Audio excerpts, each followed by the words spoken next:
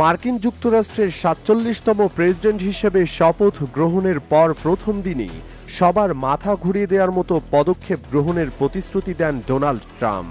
দ্বিতীয় মেয়াদে হোয়াইট হাউসে ফেরার কয়েক ঘন্টার মধ্যেই নির্বাহী আদেশের ঝড় তুলবেন বলে জানান দেন তিনি। তাই যেমন কথা তেমন কাজ।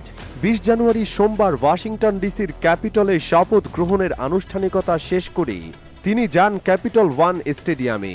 সেখানে হাজার হাজার সমর্থকের সামনে বেশ কিছু নির্দেশনায় স্বাক্ষর করেন তিনি। সে সকল নির্দেশনার মধ্যে অন্যতম ছিল বাইডেন আমলের ৭৮টি আদেশ বাতিল করা, যার মধ্যে ছিল কিউবাকে সন্ত্রাসীদের আশ্রয়স্থলের তালিকা থেকে বাদ দেওয়া, ফিলিস্তিনের পশ্চিম তীরে অবৈধ দখলদার ইসরায়েলিদের উপর দেওয়া নিষেধাজ্ঞা বাতিল, আমলাদের প্রবিধান জারির ক্ষমতা স্থগিত করা, এতে করে তার প্রশাসন পূর্ণ দায়িত্ব না নেওয়া পর্যন্ত আমলারা কোনো প্রবিধান জারি করতে পারবেন না, সামরিক ও কিছু বিশেষ জায়গায় সরকারি নিয়োগ স্থগিত করা, সব নির্বাহী কর্মকর্তা কর্মচারীদের সশরীরে কর্মক্ষেত্রে উপস্থিত হওয়া, আবার জীবনমান ব্যয় কমাতে সব বিভাগকে নির্দেশনা প্রদান, প্যারিসে জলবায়ু চুক্তি থেকে যুক্তরাষ্ট্রকে প্রত্যাহার করা, এছাড়া বাক স্বাধীনতা পুনরস্থাপন করা এবং সরকারি যে কোনো সেন্সরশিপ বন্ধ করা। এদিকে ট্রাম্প যুক্তরাষ্ট্রের পররাষ্ট্রমন্ত্রী আসনে বসিয়েছেন ইসরায়েলপন্থী মার্কো রুবিওকে। পররাষ্ট্রমন্ত্রী হিসেবে তার নিয়োগের অনুমোদন দিয়েছে মার্কিন সিনেট। সংবাদ মাধ্যম সিএনএন জানিয়েছে ৯৯ সিনেটর সবাই তার পক্ষে ভোট দিয়েছেন।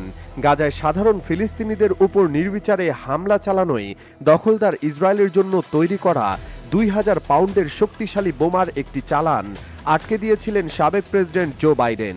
তবে সোমবার দায়িত্ব নেওয়া নতুন প্রেসিডেন্ট ডোনাল্ড ট্রাম্প এসব বোমা ইসরায়েলকে দিচ্ছেন। আগামী কয়েকদিনের মধ্যেই চালানটির ছাড় করার নির্দেশ দেবেন তিনি।